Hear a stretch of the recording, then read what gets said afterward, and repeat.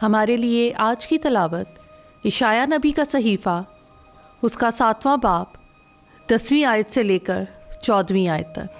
फिर खुदावंद ने आहाज से कलाम करके कहा कि खुदावंद अपने खुदा से कोई निशान मांग, या तो नीचे गड्ढे में या ऊपर बुलंदी में। आहाज ने कहा, मैं नहीं मांगूंगा और खुदावंद को नहीं आजमाऊंगा। तब उसने कहा, आए दाऊद के घराने, अब सुनो। क्या तुम्हारे नज़दीक ये छोटी बात है कि तुम आदमियों को बेजार करते हो, यहाँ तक कि तुम मेरे खुदा को भी बेजार करोगे?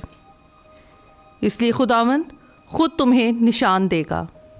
देख, कुंवारी हामला होगी और उससे बेटा होगा, और वो उसका नाम इमैनुएल रखेगी।